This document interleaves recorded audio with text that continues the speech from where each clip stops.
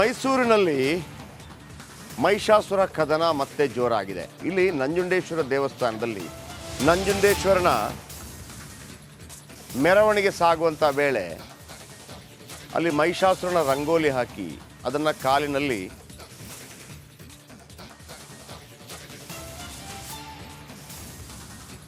ತುಳಿಯುವಂಥದ್ದು ಒಂದಿರುತ್ತೆ. ಇದೀಗ ದಲಿತ ಸಂಘರ್ಷ ಸಮಿತಿ ಮತ್ತು ಭಕ್ತರ ನಡುವೆ ಪ್ರತಿ ವರ್ಷ ಈ ದಿನ ಕೂಡ ನಂಜುಂಡೇಶ್ವರ ದೇಗುಲ ಬಳಿ ಮಹಿಷಾಸುರ ರಂಗೋಲಿ ಬರೆದು ಅದನ್ನು ಕಾಲಿನಲ್ಲಿ ತುಳಿದು ಅಳಿಸಿ ಹಾಕಲಾಗುತ್ತೆ.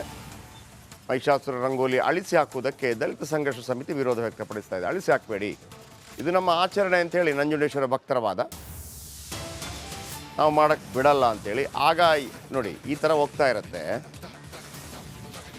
ನಂಜುಂಡೇಶ್ವರ ದೇಗುಲ ಬಳಿ ಮಹಿಷನ ರಂಗೋಲಿ ಈಗ ಬರ್ತಾ ಇದ್ದಾಗ ದೊಡ್ಡ ಮಹಿಷನ ರಂಗೋಲಿ ಹಾಕ್ತಾರೆ. ಅದಾದ ನಂತರ ಕಾಲಿನಿಂದ ಅದನ್ನು ಅಳಿಸ್ತಾರೆ.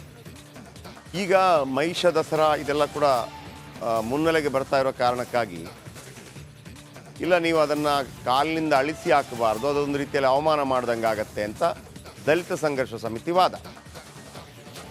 ಇಲ್ಲ, ಇದು ನಮ್ಮ ಆಚರಣೆ ಅಂತೇಳಿ ನಂಜುಂಡೇಶ್ವರ ಭಕ್ತರ ವಾದ. ಈಗೇನಾಗತ್ತೆ, ಮೈಸೂರಿನಲ್ಲಿ ಮಹಿಷಾಸುರ ಸಂಘರ್ಷ ಉಂಟಾಗಿದೆ. ನಂಜುಂಡೇಶ್ವರನ ಮೂರ್ತಿಗೆ ಅಪವಿತ್ರ ನೀರು ಎರಚಿದಂಥ ಆರೋಪ ಇದೆ. ಏನಾಗುತ್ತೆ, ನಂಜುಂಡೇಶ್ವರ ಮೂರ್ತಿ ಹಿಂಗೆ ಹೋಗ್ತಾ ಇತ್ತು, ಯಾರೋ ಅಪವಿತ್ರ ನೀರನ್ನು ಎರಚಿದ್ದಾರೆ, ಒಂದು ರೀತಿಯಲ್ಲಿ ಅವಮಾನ ಮಾಡಬೇಕು ಅಂತೇಳಿ ಎರಚಿದ್ದಾರೆ ಅಂಥೇಳಿ ಅಲ್ಲಿ ಕಾರ್ಯನಿರ್ವಾಹಕ ಅಧಿಕಾರಿ ಆ ದೂರನ್ನು ಕೊಟ್ಟಿದ್ದಾರೆ. ನೋಡಿ ಯಾವ ರೀತಿ ನಂಜುಂಡೇಶ್ವರನ ಮೂರ್ತಿ ಬರ್ತಾ ಇದ್ದ ಹಾಗೆಯೇ ಒಂದು ಅಪವಿತ್ರ ನೀರನ್ನು ಎರಚಿದ್ರು ಅಂತೇಳಿ ನೋಡಿ. ಈ ನೀರು ಇದು ಯಾವ ನೀರು?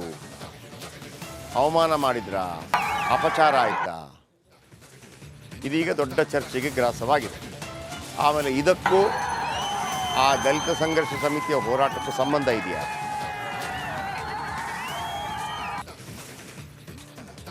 ವಿನೋದ್ ನಮ್ಮೊಂದಿಗೆ ನೇರ ಸಂಪರ್ಕದಲ್ಲಿದ್ದಾರೆ. ವಿನೋದ್, ಮೈಸೂರು ದಸರಾ ಸಂದರ್ಭದಲ್ಲಿ ಭಾಳ ಜೋರಾಗಿ ಈ ಮಹಿಷ ದಸರಾ ಬಗ್ಗೆ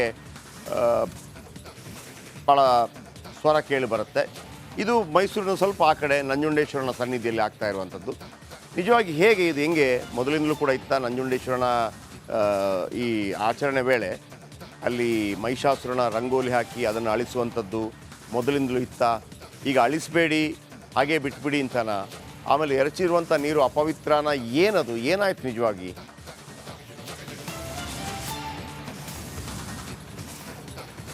ಜಯಪ್ರಕಾಶ್, ಈಗಾಗಲೇ ಏನೋ ದಕ್ಷಿಣ ಭಾರತದ ಬಹುತೇಕ ಶಿವನ ದೇವಾಲಯಗಳಲ್ಲಿ ಧನುರ್ಮಾಸದಲ್ಲಿ ಬರುವಂತಹ ಪೌರ್ಣಮಿಯ ದಿನ ಈ ಒಂದು ಅಂಧಕಾಸುರನ ವಧೆ ಮಾಡುವಂತಹ ಪದ್ಧತಿ ಆಚರಣೆ ಹಿಂದಿನ ಕಾಲದಲ್ಲಿ ಕೂಡ ನಡೆದುಕೊಂಡು ಬಂದಿದೆ. ಅದೇ ರೀತಿ ನೆನ್ನೆಯೂ ಕೂಡ, ಅಂದರೆ ಈ ಆಚರಣೆಗಳು ಹೆಚ್ಚು ಪ್ರಚಾರಕ್ಕೆ ಬರ್ತಾ ಇರಲಿಲ್ಲ.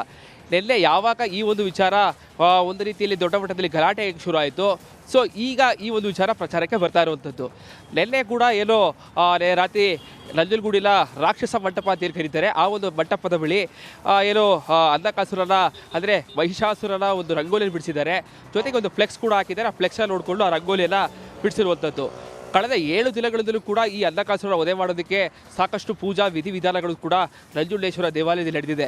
ಇದಾದ ಬಳಿಕ ಏನು ನೆನ್ನೆ ನಂಜುಂಡೇಶ್ವರನ ಉತ್ಸವ ಮೂರ್ತಿ ಜೊತೆಗೆ ಆ ತಾಳೇಶ್ವರನ ಉತ್ಸವ ಮೂರ್ತಿಯನ್ನು ತೆಗೆದುಕೊಂಡು ಬಂದು ಆ ರಂಗೋಲಿಯ ಮೇಲೆ ನಡೆದುಕೊಂಡು ಹೋಗ್ತಾರೆ.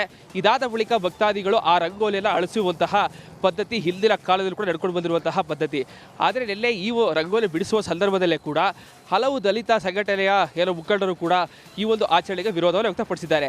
ಇದಕ್ಕೆ ಪ್ರಮುಖ ಕಾರಣ ಅಂತಂದರೆ ಏನು ದಸರಾ ಆಚರಣೆ ಸಂದರ್ಭದಲ್ಲಿ ದಸರಾ ಆಚರಣೆ ಮಾಡಬೇಕು ಅಂತೇಳಿ ಸಾಕಷ್ಟು ದೊಡ್ಡ ಮಟ್ಟದಲ್ಲಿ ಗಲಾಟೆಗಳಾಯಿತು. ಜೊತೆಗೆ ತದನಂತರದಲ್ಲಿ ಮಹಿಷ ಉತ್ಸವ ಮಾಡೋದಕ್ಕೆ ಈಗಾಗಲೇ ಆಚರಣೆ ಸಮಿತಿ ತೀರ್ಮಾನ ಮಾಡಿದೆ.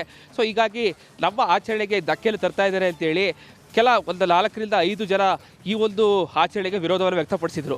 ಸೊ ಈಗಾಗಲೇ ಆ ದೇವಾಲಯದ ಆಡಳಿತ ಮಂಡಳಿ ಕೂಡ ಏನೋ 5 ನೀರನ್ನು ಎರಚಿದ್ದಾರೆ.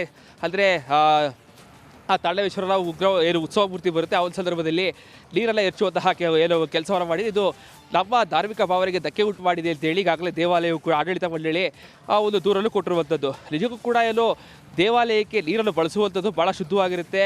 ದೇವಾಲಯದಲ್ಲಿ ಬಾವಿಯಲ್ಲಿರುತ್ತೆ, ಆ ಬಾವಿಯಿಂದ ತಂದು ನೀರನ್ನು ಆ ಒಂದು ವಿಗ್ರಹಗಳಿಗೆ ಹಾಕುವಂಥದ್ದು. ನಿಜಕ್ಕೂ ಕೂಡ ನೀರಿನ ಬಾಟಲಿಂದ ನೀರನ್ನು ಎರಚಿದ್ದಾರೆ ಅಂತಂದರೆ ನಿಜಕ್ಕೂ ಕೂಡ ಒಂದು ಅಪಮಾನ ಮಾಡಿದ್ದಾರೆ. ನಿಜಕ್ಕೂ ಕೂಡ ಎಲ್ಲೋ ಒಂದು ಕಡೆ ಲಕ್ಷಾಂತರ ನಂಜುಂಡೇಶ್ವರ ಭಕ್ತರಿಗೆ ಧಕ್ಕೆ ಉಂಟಾಗಿದೆ ಅಂತೇಳಿ ಈಗಾಗಲೇ ದೇವಾಲಯದ ಆಡಳಿತ ಮಂಡಳಿ 5 ವಿರುದ್ಧ ದೂರನ್ನು ಕೊಟ್ಟಿದೆ.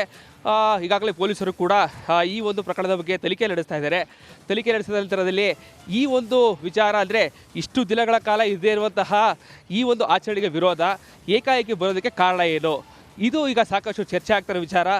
ಎಲ್ಲೋ ಒಂದು ಕಡೆ ಎಲ್ಲ ವಿಚಾರಗಳು ಕೂಡ ಈ ಥರ ಎಲ್ಲ ಧಾರ್ಮಿಕ ಆಚರಣೆಗೆ ಈ ರೀತಿಯಾಗಿ ವಿರೋಧವನ್ನು ವ್ಯಕ್ತಪಡಿಸ್ತಾ ಹೋದರೆ ನಿಜಕ್ಕೂ ಕೂಡ ಎಲ್ಲಿಗೆ ಹೋಗಿ ನಿಲ್ಲುತ್ತೆ ಅನ್ನೋದು ಕೂಡ ನಿಜಕ್ಕೂ ಕೂಡ ಒಂದು ಆತಂಕ ಸೃಷ್ಟಿಯಾಗಿರುವಂಥದ್ದು.